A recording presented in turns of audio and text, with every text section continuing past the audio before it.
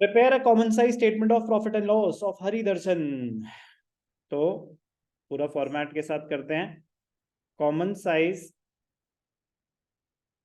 हाँ भाई साहब आप पहले कर लोगे वैसा है। Common size statement of profit and loss for the years ended 31st March 18 and 19। तो आंख बंद करके 20 to 23 मत लिख देना, पहले फॉर्मेट लिख देते ना हम आंख बंद करके, वो हो जाता नॉर्मल है। मैं भी ऊपर ना पढ़ता तो मैं नीचे 20 to 23 लिख रहा हूँ। And 31st March 19। तो यहाँ पे क्या आ जाएगा, particulars, note number,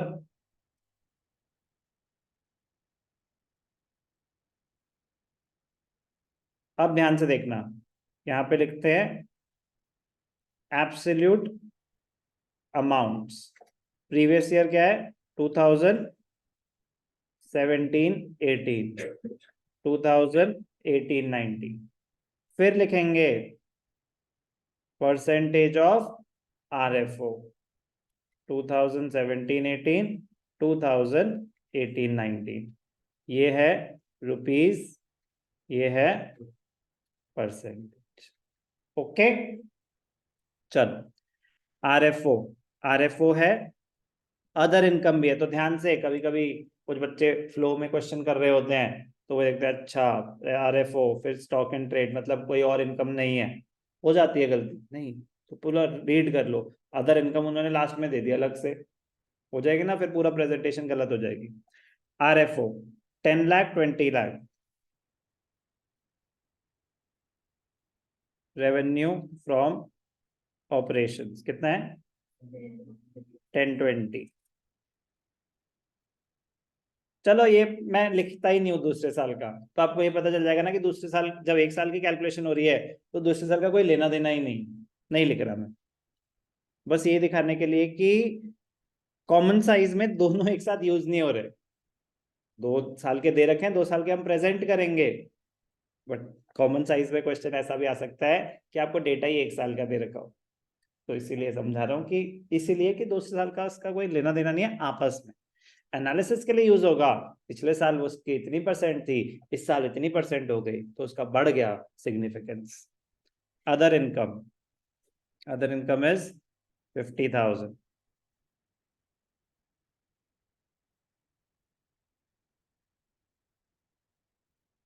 total revenue 10,50,000।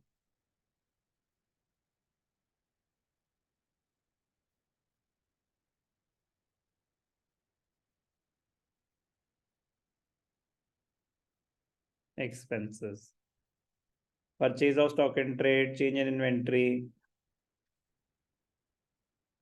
मंदिर वाली फीलिंग आ रही है, आए जा रहे हैं, रोक भी नहीं सकता। Purchase of stock and trade, change in inventory,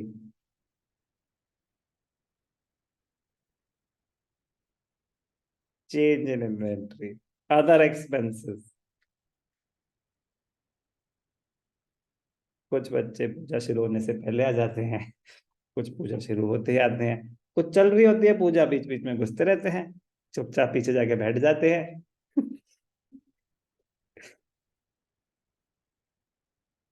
purchase of stock and trade 420 80,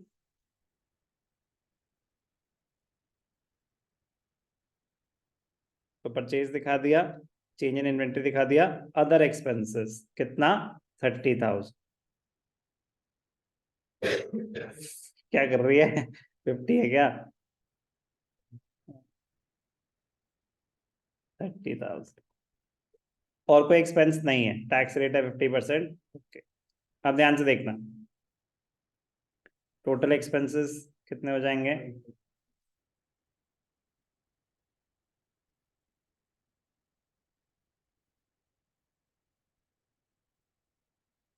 530।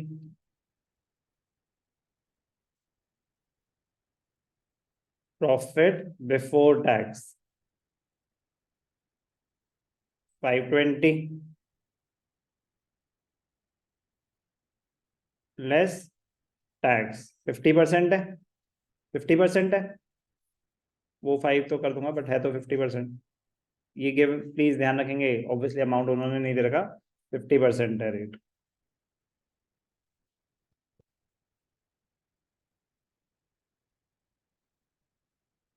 T80 ठीक है। टैक्स 260, तो यही आ जाएगा 260। अब ध्यान से देखना बेटा, क्लोज करेंगे। ये तो क्वेश्चन कॉपी कर रहा है बट एक फॉर्मेट में। तो अब समझ आना कि स्टेटमेंट ऑफ बिजनेस का फॉर्मेट क्यों आपको जरूरी था। चलो अब ध्यान से देखना, percentage of RFO, every item will be expressed as a percentage of RFO। तो अभी 17-18 की बात हो रही है, तो 10 lakh divided by RFO which is 10 lakh, तो RFO का तो हमेशा 100 ही होगा। Now 50,000 divided by 10 lakh 5%, 10 lakh 50,000 divided by 10 lakh, this would be 105%। Sir 100 से ज्यादा कैसे हो सकता है? ऐसे total revenue will always be more than the revenue when there is other income। total revenue will always be more than revenue when there is other income। so if there is other income, while preparing common size statement, total revenue, the percentage in comparison to the RFO will always be more than 100। Please clear है? कोई doubt? और क्या करना है ये भी समझ आ गया। तो 4,20,000 डिवाइडेड बाय 10 42, 80 डिवाइडेड बाय 10 8, 3, 53, 52, 26, 26। दूसरे साल का यूज हुआ? नहीं हुआ, वो आप अपने आप करेंगे क्योंकि वो 10 लाख नहीं है ना, वो 20 है। वो भी आसान है, मुश्किल नहीं है।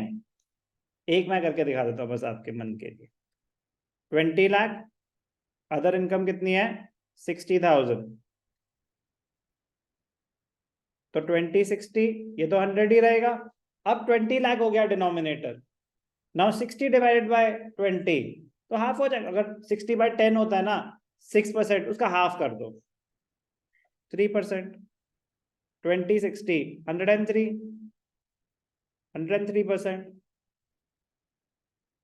Purchase of stock in trade 770,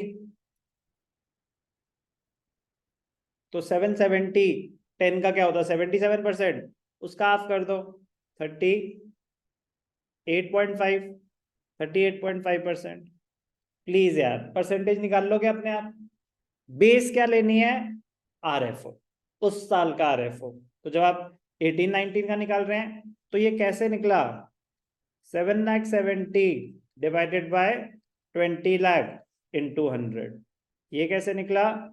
60,000 divided by 20 lakh into 100। तो कोई भी चीज नहीं समझ आ रही तो पूछेंगे। अभी तक कोई डाउट? फ्री के मार्क्स हैं, प्लीज प्रेजेंटेशन परफेक्ट रखना। और मैं बता रहा हूं टाइम कंज्यूमिंग क्वेश्चन होता है, इतना भी कोई वो ऐसा नहीं है कि ओहो 2 मिनट में हो जाएगा, नहीं, it is a time consuming question. So please अगर आप अच्छे से प्रैक्टिस नहीं करेंगे तो बहुत बड़ी बेवकूफी करेंगे। मतलब जो चीज 100% सही हो सकती थी, सिर्फ 3-4 घंटे इन्वेस्ट करके, 3-4 घंटे इन्वेस्ट करके मेरे 3 to 4 मार्क्स कंफर्म हो सकते हैं। वो बहुत अच्छी इन्वेस्टमेंट है, बहुत ज्यादा अच्छी। फंडामेंटल्स 4, 5, 6 इतने मार्क्स का ही आएगा, गुडविल भी 3 to 4 मार्क्स का आएगा। बट मैं अभी एग्जाम्पल कंपैरिजन कि उसमें कितना ज्यादा आपने टाइम लगाया। डिवेंचर्स 8 मार्क्स का आएगा, double of this, double of this, इससे 6 times 7 times उसमें दिमाग लगता है कम से कम, क्योंकि डिवेंचर्स तो आसान इसलिए लगा क्योंकि शेयर्स के बात कर रहे थे। Yes it is relatively easier, but point is easy Pickings कुछ होती हैं, उन पे कभी कॉम्प्रोमाइज नहीं करना चाहिए। उनको हम कभी कभी इग्नोर, अरे ये तो हो जाएगा, हो जाता है, नॉर्मल टेंडेंसी है, कह रहा हूँ वही गलती कर देते हैं। तो फिर ना उस टाइम क्या था, आप फिर अलॉटेड टाइम में कर ही नहीं सकते। अगर आपका वो है ना क्या था, तो फॉर्मेट तो 1 मिनट में याद आ जाएगा कि क्या हेडिंग्स थी, बस हेडिंग्स ही तो पता होनी चाहिए। स्पीड स्पीड, प्रेजेंटेशन, उसके लिए आपको मल्टीपल क्वेश्चंस करने चाहिए। 100% इस पे क्वेश्चन आना है, 100% आना, 99% नहीं। चैप्टर 1 पे चांसेस पता है कितने आने के, कि एनालिसिस चैप्टर 1 जो हमारे 4 क्लासेस चली हैं, 100% नहीं है कि उस पर क्वेश्चन आएगा, बट उसके बिना मैं आगे नहीं बढ़ सकता था। इस पे 100% क्वेश्चन आएगा, और अभी खत्म है ये कॉन्सेप्ट, खत्म। क्या है ये? Common size statement of profit.